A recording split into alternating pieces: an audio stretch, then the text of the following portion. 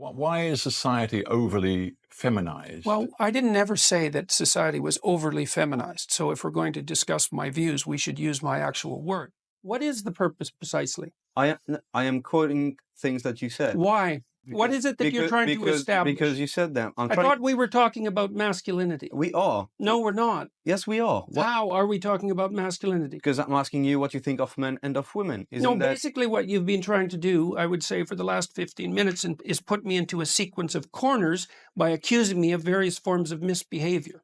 So why are we doing that? What's the point here? These are things that you said. My job as a journalist is to ask questions about what you represent and the ideas that you defend. Your job is also to select the things that you might ask about in some manner that doesn't indicate a substantive bias. You picked 3 things to talk to me about in the last 20 minutes that were very carefully selected. Like, why did you pick those things? Because this is my job. Should your right to freedom of speech trump a trans person's right not to be offended? Because in order to be able to think, you have to risk being offensive. I mean, look at the conversation we're having right now. You know, like you're certainly willing to risk offending me in the pursuit of truth. Why should you have the right to do that? It's been rather uncomfortable. I'm very glad I put you on the spot. Well, you get my point. You get my point. It's like you're doing what you should do, which is digging a bit to see what the hell's going on. So and that is what you should do. But you're exercising your freedom of speech to certainly risk offending me. And that's fine. I think more power to you as far as I'm concerned. So you haven't sat there and I'm just trying to work that out. I mean, gotcha. You have got me. You have got me. Maybe you just think that women should be equally represented in the decision-making fora of our nation.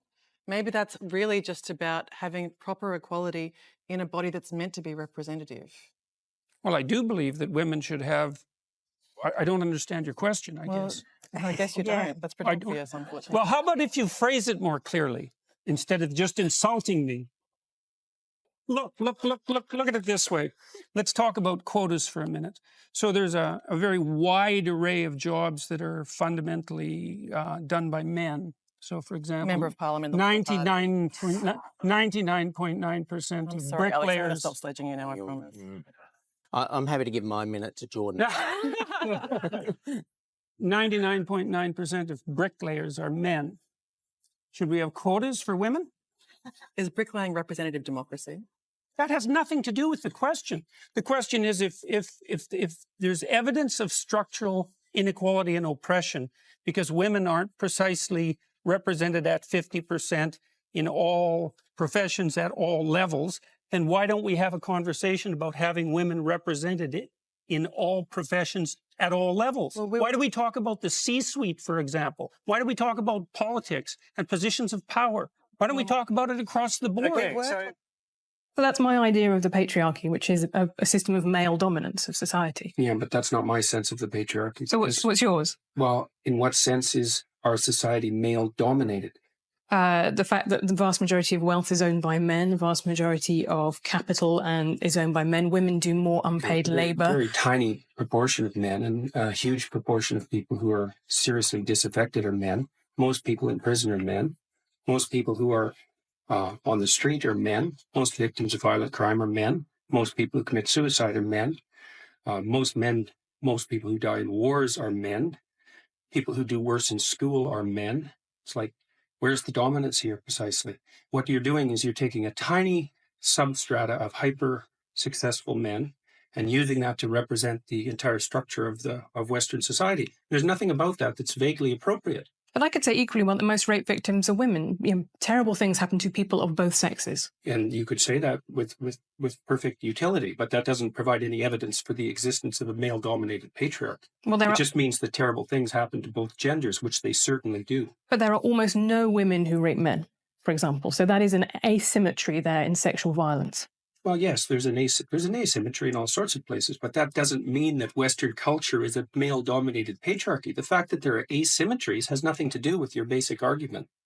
I want to know, what is your answer to young people for some of the really big problems facing humanity, like the climate catastrophe, like economic crisis, like the precarious job market, because they just don't, like, you talk all this much about individual responsibility. Most of us are never going to be able to afford to have all of these assets to have responsibility over. So what is your advice beyond banal comments like clean your room? Well, it's actually rather difficult to answer a question that ends with your comments are banal politely. So, I would consider that more of an opinionated personal and political statement than actually a question. So why don't you try reformulating that so that there's an actual question there? So what is your advice to young people when you talk about you need to be individually responsible, but when there are things that are so far out of our control, like climate catastrophe, like the precarious job economy, like the They're not as economic far crisis, out of your control as you think. What is your answer to Do you think people that who you're are worse facing off these than questions? you think that you're worse off than your grandparents? I think there are different challenges. Do you think you're worse off than your grandparents? I think that Jordan, once again, we're not going to cross-examine our questioners. Fundamentally, I'm a psychologist, and my experience has been that people can do a tremendous amount of good for themselves and for the people who are immediately around them by looking to their own inadequacies and their own flaws and the things that they're not doing in their lives and starting to build themselves up as more powerful individuals. And if they're capable of doing that, and then they're capable of expanding their career. And if they're capable of expanding their career and their competence, then they're capable of taking their place in the community as effective leaders. And then they're capable of making wise decisions instead of unwise decisions when it comes to making collective political decisions. I'm not suggesting in the least, and have never suggested, that there's no domain for social action. I'm suggesting that people who don't have their own houses in order should be very careful before they go about reorganizing the world, which happens in many ways. Why do you feel that someone's personal gender identity and pronouns infringes your free speech? Can one not also argue, based on your interpretation, that professors can use racial slurs in their classroom and that the inability to do so would violate their freedom of speech? There's a difference between saying that there's something you can't say and saying that there are things that you have to say. And I regard these made-up pronouns, all of them, as the neologisms of radical PC authoritarians. Do you understand that? And I'm not a fan of that sort of person. And the reason I'm not a fan of that sort of person is because I've done my homework. I've read everything I can get my hands on in the development of authoritarian political systems, and I know the literature inside out and backwards. And I am not going to be a mouthpiece for language that I detest. We had that series of statements from you.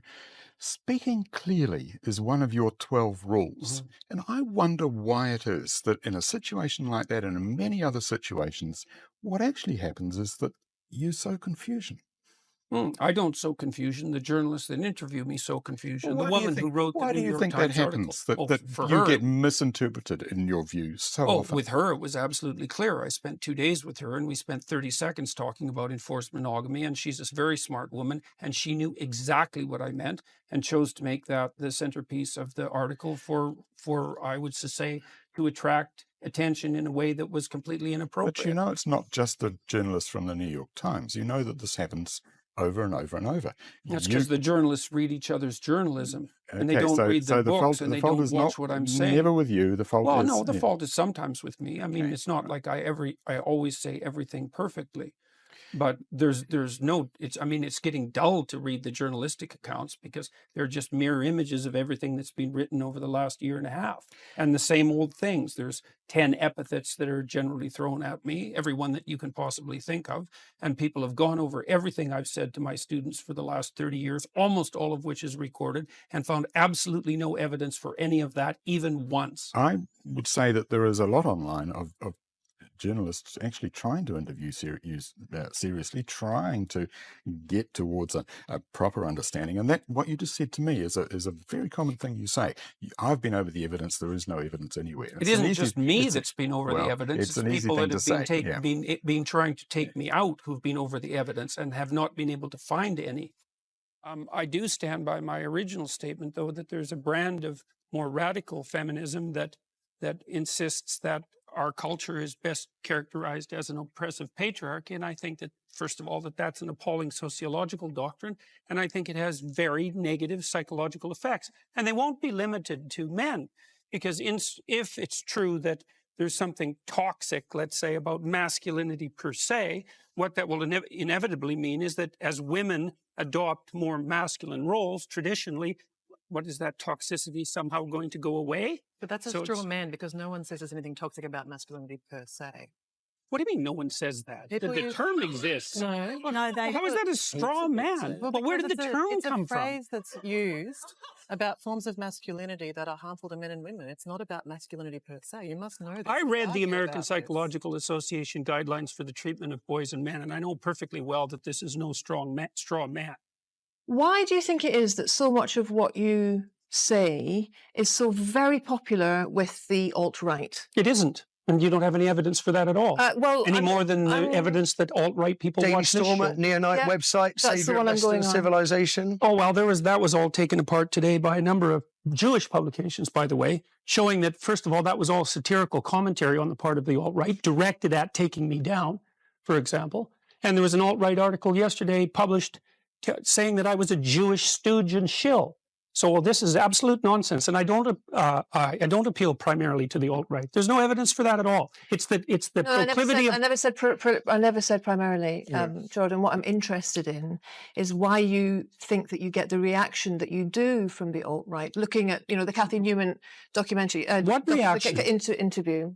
There's 10 million people watched that and commented on it. I'm talking about what I saw, and I'm curious to know what your reaction was to the glee with which the alt-right seized upon that. I don't accept. Should we deal with the death threats? I mean, she had, I think, a dozen. I don't accept the concept that it was the alt-right that was doing this. There were 10 million people who commented on that video, and about 95% of them commented negatively on Cathy Newman's behavior. You think there's 10 million alt-right trolls watching that? A trans woman is a real woman. I don't really like the way those questions are formulated. I don't know what that means. What do you mean a real woman? Well, I'm asking you, in your mind, it depends what you think a real woman is, but do you think a trans woman is a woman? No. Why not? Because I think that women are capable, generally speaking, of having babies, and they have female genitalia, and they have an XX chromosome, and I look at the studies, and I'm really also very much interested in studies like the analysis that was done by the American Psychological Society, which looked at 45 analysis of whether there's sex difference over 20 years.